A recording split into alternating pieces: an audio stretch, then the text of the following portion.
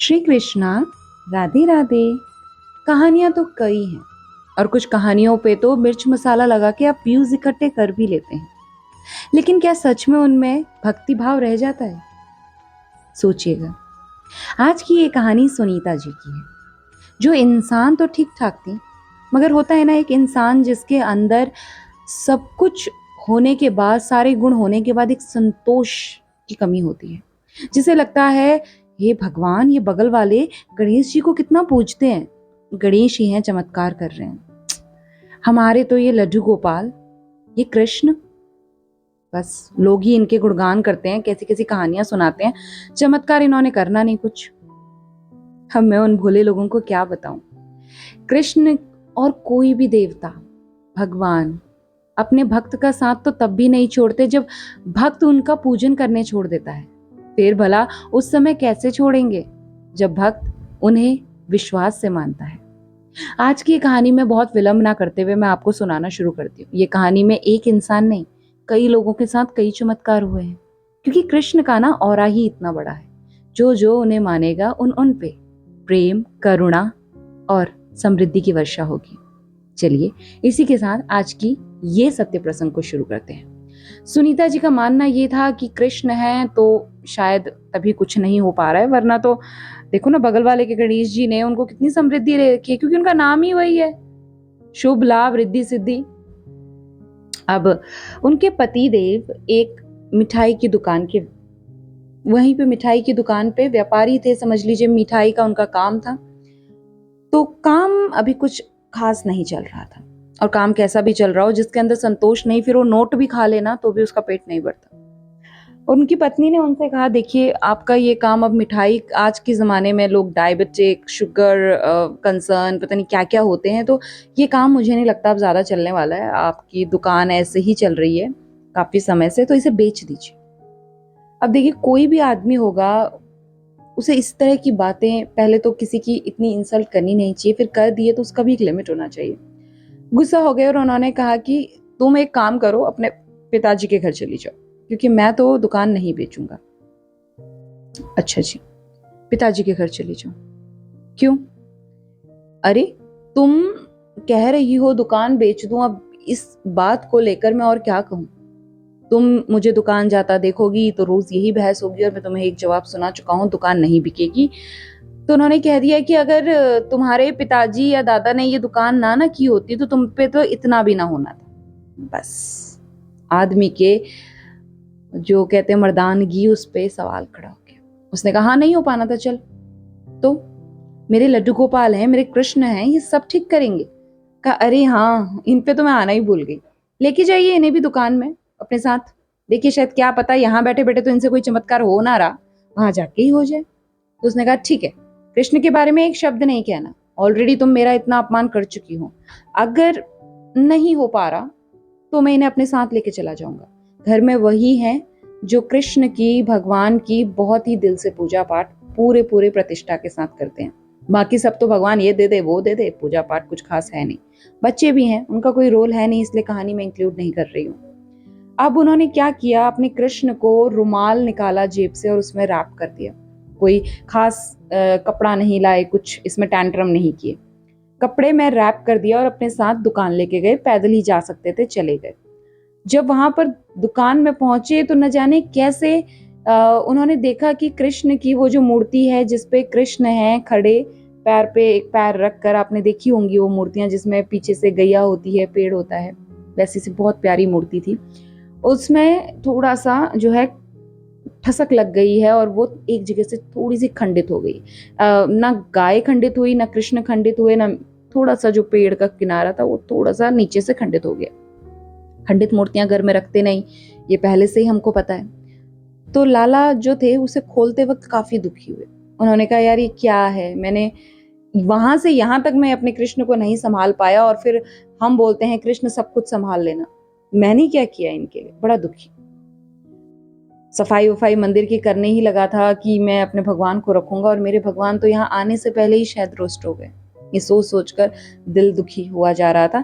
साथ में दो चार लड़के भी काम करने वाले थे, वो अपना अपना जो है सफाई वगैरह का काम देख रहे थे। अब मैं क्या करूं कान्हा, अब मैं क्या करूं, मन ही मन बोलने लगे। तभी वहां पर एक व्यापारी आया। वो भी व्यापारी ही थे, आगे मैं उनके बारे में आपको ज़रूर बताऊंगी। उन्होंने कहा कि मुझे ऑर्डर देना है 800 समोसों का, और कुछ ये 15-20 किलो जरी भी होगी। क्या आप दोपहर के 2 बजे तक इसे तैयार कर देंगे? तो लाला ने कहा हाँ हाँ कर दूंगा ठीक है। तो कुछ एडवांस ले लीजिए, क्योंकि पहले वालों ने तो देखिए एडवांस सब ले लिया था, लेकिन उनके घर में कोई अचानक से काम बन पड़ा है, एडवांस भी वापस कर दिया। बताओ ये कोई बात होती है? आखिरकार अब हम कहाँ जाएं इतने आनन फानन में। देखिए आप ऐसा मत कीजिएगा। तो जो लाला थे वो अपने कान्हा में डूबे पड़े थे। उन्होंने नहीं ही सुना कि कितने का ऑर्डर है। उन्होंने कहा हो जाएगा, मैं कह रहा हूँ ना, कोई एडवांस की जरूरत नहीं, आप 2 बजे आके अपना ऑर्डर लेके जाइएगा। उन्होंने कहा 800 समोसों की बात कर रहा हूँ, सुन रहे हैं ना आप? उन्होंने कहा अब क्या आंखों से सुनूंगा, कान से सुन तो रहा हूँ, कान खुले रहते हैं भाई साहब।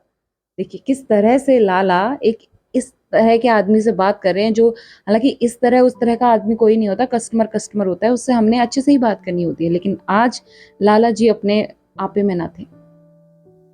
तभी लड़का जो बाहर सफाई कर रहा था वो अंदर आया और लाला जी के कान में कहा, लाला जी जितने सामग्री की जरूरत होगी 800 समोसे बनाने के लिए, आलू वगैरह, उतने हमारे पास है नहीं अभी।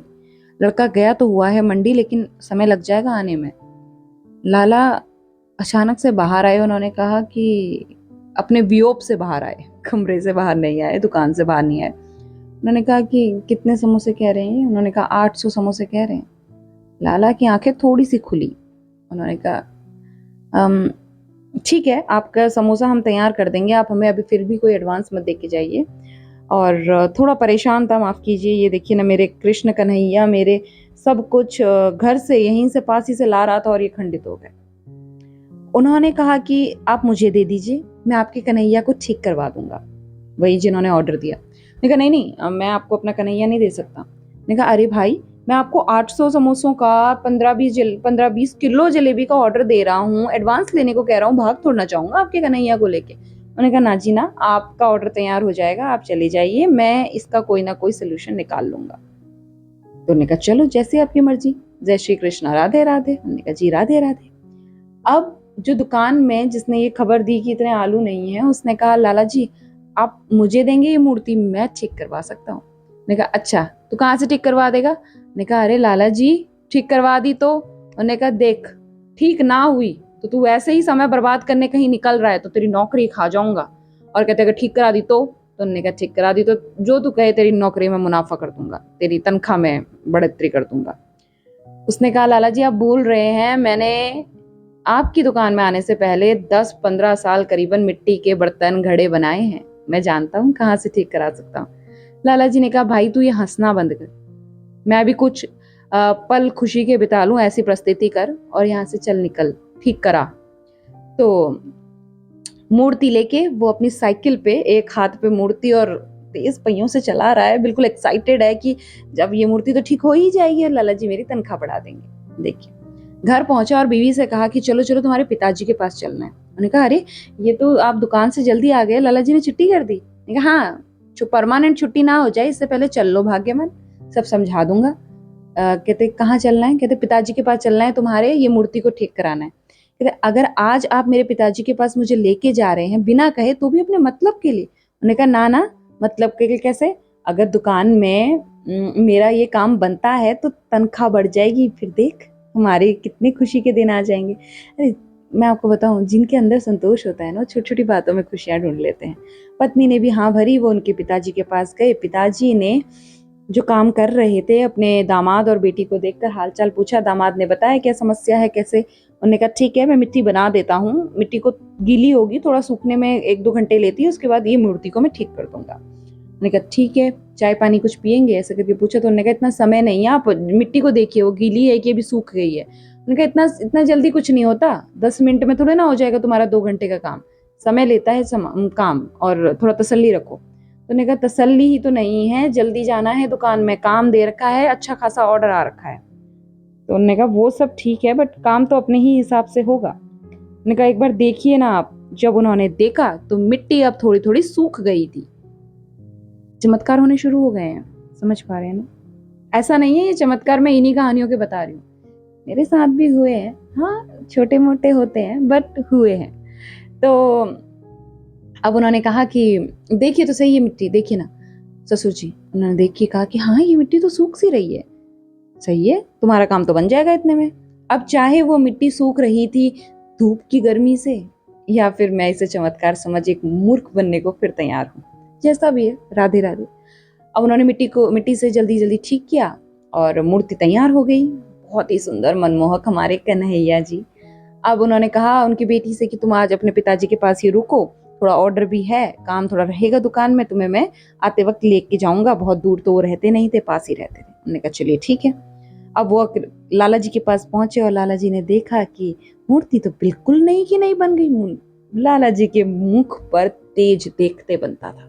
एक भक्त को ना कुछ नहीं चाहिए अपने कन्हैया के अलावा, सच बता रही हूँ। तो ये देखकर वो भी बड़ा खुश हुआ और कहा लाला जी, आपको याद है ना आपका वादा। तो लाला कुछ कहते ना कहते तो ग्राहक आ गए। ग्राहकों को समोसे आज थोड़ी बिक्री जो थी वो पहले से ज्यादा हो रही थी। तो जवाब देने से पहले ही ग्राहक आ गए। अब ग्राहकों को वो हैंडल करने लगे और लाला जी ने कहा देख वो आलू लाने वाला था, वो ले आया है आलू, कितने बनेंगे देख हिसाब किताब से।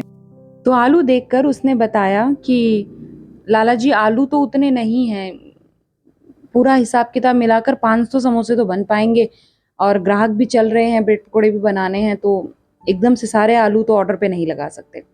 लाला जी ने कहा काम तो शुरू करो। अब एक चमत्कार तो हो चुका है जहां तनख्वाह बढ़ने की बात हो चुकी है और हालात हो चुके हैं, बड़ी नहीं अभी तक। अब समोसे तैयार होने लगे और उतने ही आलू में जहां 500 समोसे की गुंजाइश थी वहां 800 समोसे भी बन गए। लेकिन यहाँ चमत्कार न मानकर इसे अपना हुनर माना जा रहा है कि हमारे हुनर है।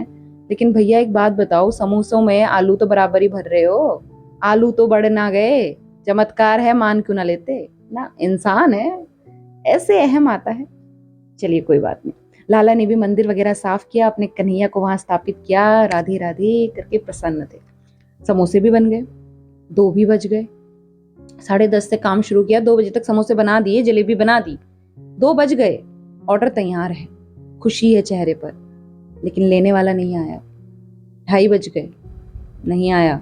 ग्राहकी चल रही है बट अब सेटिस्फेक्शन नहीं है क्योंकि ऑर्डर पहले से तैयार है और नुकसान सामने होता दिख रहा है। लाला जी 3 बजे अपनी गद्दी से उठे और कृष्ण से कहा कि कन्हैया जब तक तुम ना आए थे तो मुनाफा तो ना होता था, नुकसान भी तो ना था।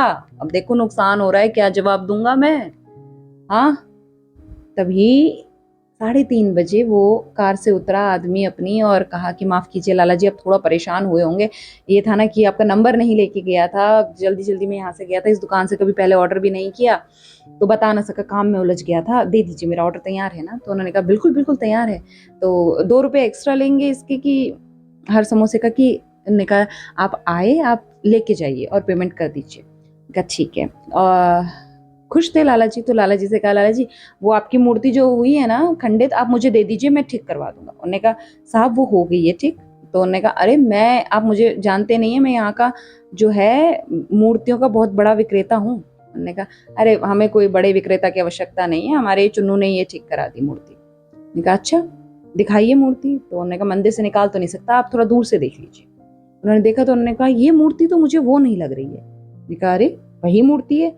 ने कहा मैं भी बहुत सालों से इस व्यापार में हूँ, मैं भी देख सकता हूँ, ये मूर्ति वो नहीं है। उन्होंने कहा चुन्नू भाई इधर आइए।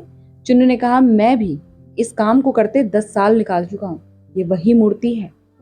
जब इतना कॉन्फिडेंस कारीगर के हाथ में दिखेगा तो बाय डिफॉल्ट सी बात है, व्यापारी तो दूर दूर से व्यापार करते हैं, उन्हें अंदर की बात पता होती नहीं, वो मान गए।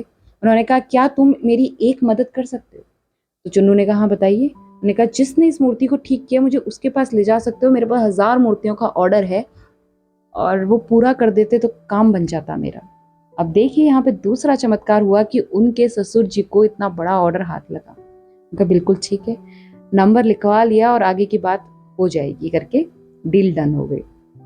उन्होंने जाते जाते व्यापारी ने सेठ जी से कहा सेठ जी मैं अगले हफ्ते मुझे इतना ही बड़ा ऑर्डर आपको देना है क्योंकि मैं हर हफ्ते समोसे और जलेबी बांटता हूँ गरीबों में, तो ये मैं करता ही हूँ, लेकिन इस बार जो मुझे उन दुकानों से धोखा मिला है मेरा दिल पूरा उनसे उठ चुका है, अब मैं आप ही को दिया करूँगा ऑर्डर। देखो आपने कैसी भी समस्या रही आपने काम पूरा किया।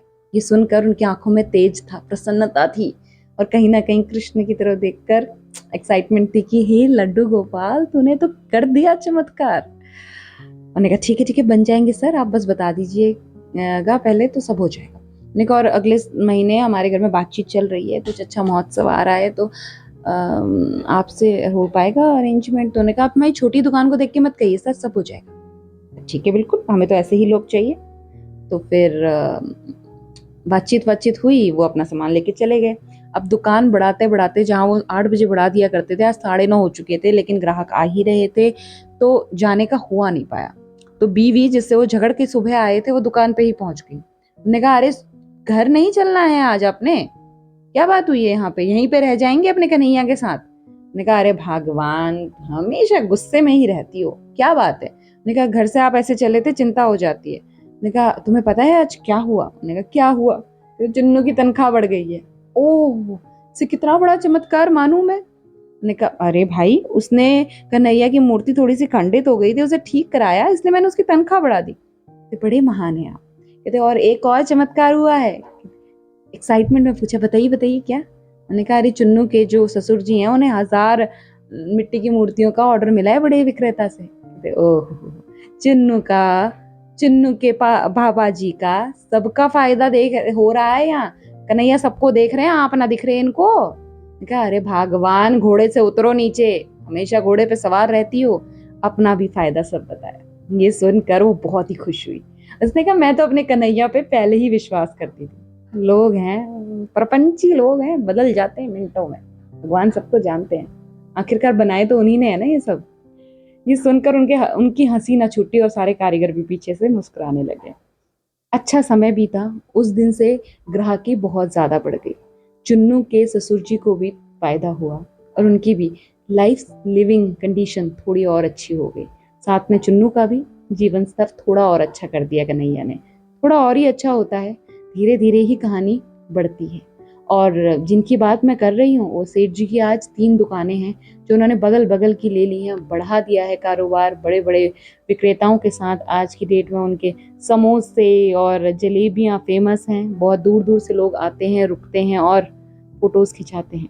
चाहती तो उनका असली नाम भी आपको बता देती, मगर कन्हैया पे जिसे विश्वास है, उन्हें क्या ही लेना समाज से, उन्हें क्या ही लेना समाज से।